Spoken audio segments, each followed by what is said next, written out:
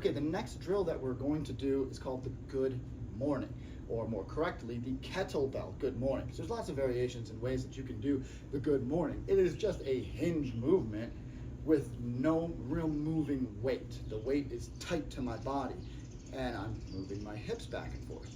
So very similar to that first drill, all we worry about is the motion of my hips, that slap, push, pop. All I'm worried about is the movement of my hips, this pushing back here, right? And I want to think of that exact motion now, but we've added a little bit of weight. So same thing, I'm thinking I'm cutting right here at the hip bones, shoving my butt back, and that's what I'm looking for. Again, for this drill, not too concerned whether your legs are locked straight or knees start to bend as you move. It doesn't matter a whole hell of a lot, but as we get into swings, you're probably going to be at least knees unlocked for most of them. So just kind of relax them. Don't let your knees do too much. I'm not looking for a squat pattern. I'm looking for a hinge pattern, but my knees are just kind of chilling.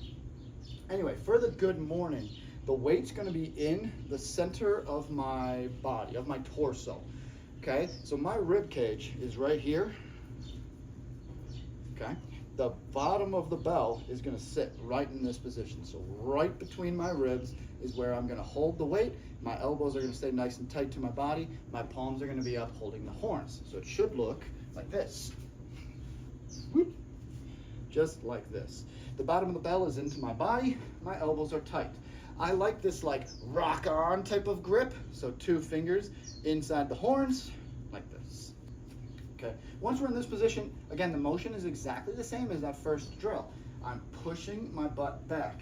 Now the beautiful cue of this is, as I'm pushing my butt back, if I try to keep my chest too up, the horn won't really move much. It'll stay up here, and I know that I'm squatting, that I'm bending my knees too much. I want the horn to start facing the ground. So this is your handle. These are your horns on the side here coming up. I want the horns to face the ground, to point the handle at the ground. So we're in this position, elbows are nice and locked, fingers are inserted, and I'm pushing my butt back. Everything else is staying completely in alignment.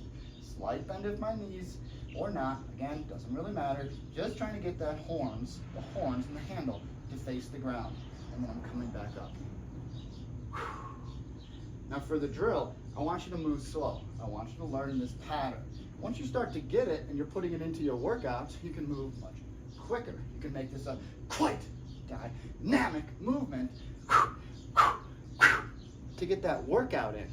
But it's not really what we're using it for in this course. In this course, we're using it as a movement pattern to get you to understand the hinge style swing. I think it's the easiest one to learn. It's a hinge style swing, so you're going to hear me saying this over and over and over, because until you get that down, I really don't want you to move on to other swings. I want you to understand this hinge style simplistic swing. So, without the weight, it looks just like that slap, push, pop drill. I'm holding this here, I've got the bell, and I'm pushing my butt back. Boom, boom, boom, boom. That's really it for this drill. If you're putting this, I don't have an actual workout in this course, but if you were putting one together, I would say do the slap, push, pop as your warm-up, and then go into this for putting some actual weight on those glutes and hamstrings until you can get to the point where you're doing a swing. You might even keep this in there on hinge day, on swing day, as a secondary warm-up, as a weighted warm-up.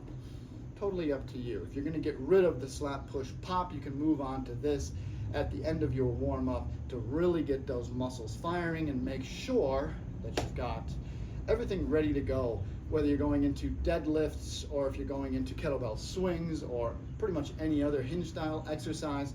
This is a great one to start you out with because it's very, very unlikely that you're going to hurt yourself with it, but you've added some weight. Anytime the kettlebell is moving, any weight is moving away from my body, even if it's tight here like a deadlift, if you've got a barbell in this position and you're doing your deadlift, you're still putting extra strength because it's trying to pull me down here.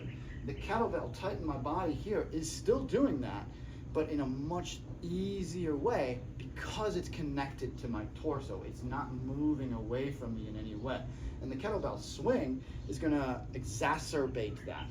So as the bell is up here, this is all this time that it's moving, whether it's coming up or down, is an opportunity for it to pull me out of alignment, which can cause me to get injured. Now this is a tactical risk. This is a strategic risk that we're taking to get a more dynamic and a better exercise. But it's still a risk. There's always that risk of injury. That's why we go through all these drills and make sure that we have them fucking beautiful before we move on to a harder variation of that drill or of that exercise, whatever. So anyway, I think I've ranted enough for this section. That's your good morning. Make sure you use it a whole bunch and get really, really comfortable with it, because it's a fucking great drill to help you learn the kettlebell swing.